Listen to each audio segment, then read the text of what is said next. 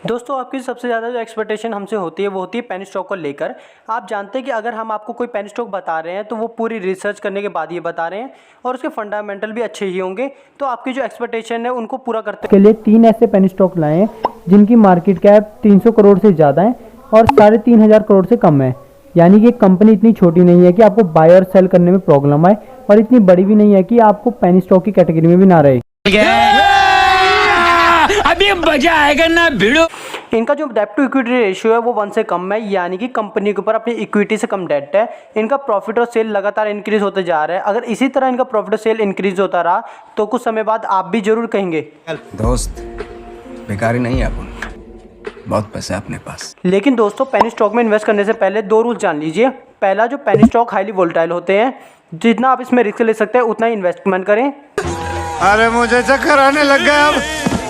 और दूसरा, जब भी आप किसी स्टॉक के बिजनेस उसके फंडामेंटल को एनालाइज कर रहे होते हैं तो आप लॉन्ग टर्म का प्रोस्पेक्टिस रखे करें, शॉर्ट टर्म का नहीं। ऑफकोर्स अगर आपको 2-3 महीने में अच्छा प्रॉफिट हो जाता है तो आप उसको सेल कर सकते हैं, लेकिन आपका अप्रोच लॉन्ग टर्म का होना चाहिए।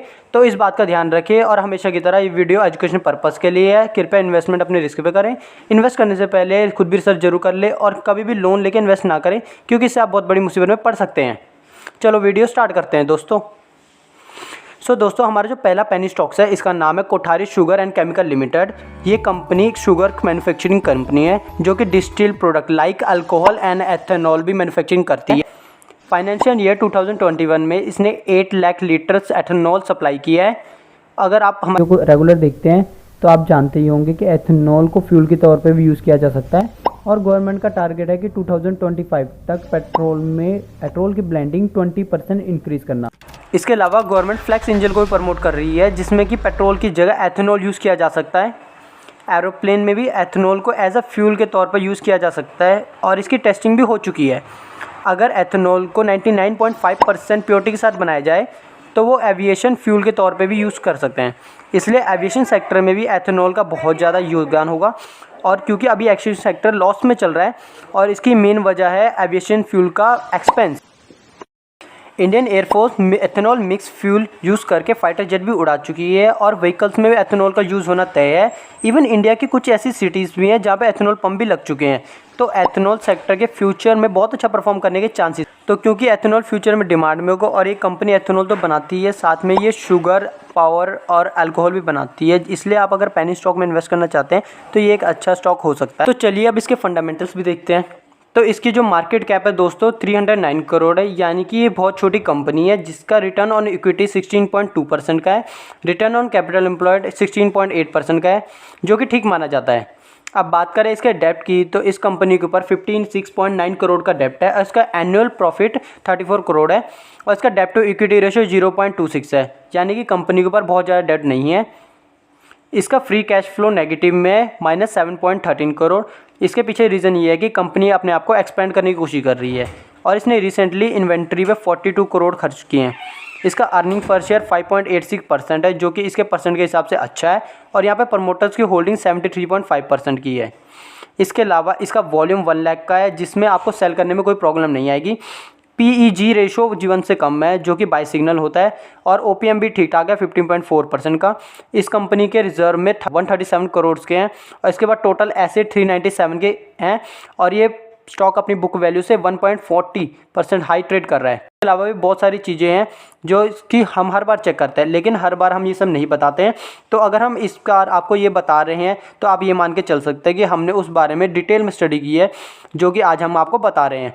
इसके अलावा डेटा डेज और भी बहुत सारी चीज़ें हैं।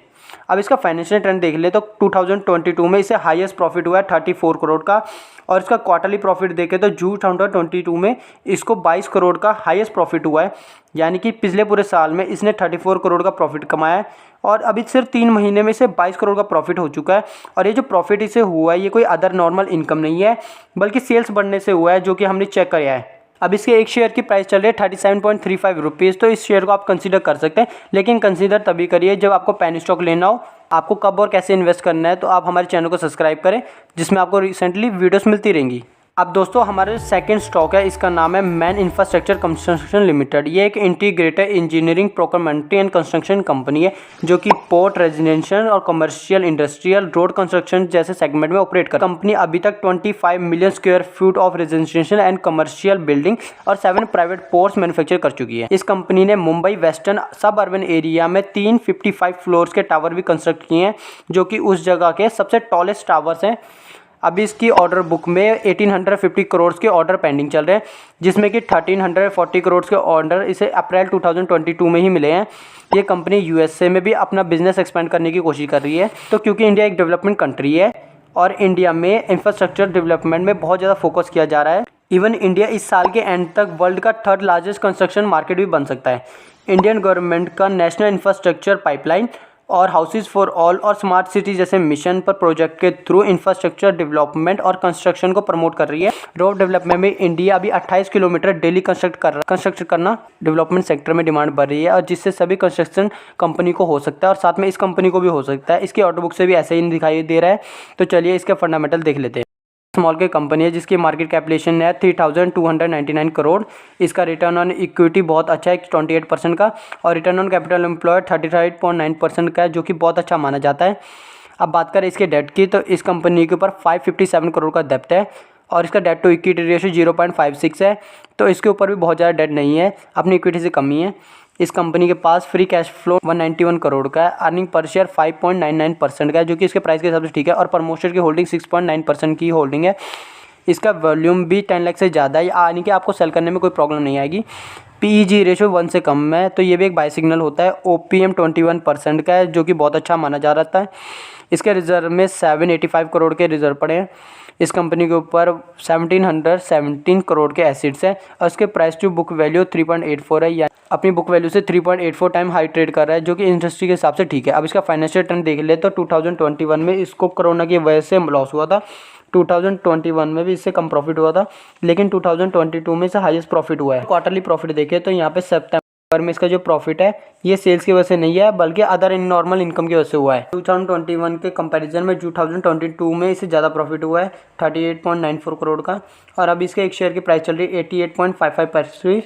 तो आप इस स्टॉक को कंसीडर कर सकते हैं। नाउ दोस्तों हमारा जो थर्ड स्टॉक है इसका नाम है एड शॉपी रिटेल लिमिटेड। ये company Ayurvedic, herbal, personal care और एग्रीकल्चर प्रोडक्ट की मैन्युफैक्चरिंग और ट्रेडिंग का बिजनेस करती है।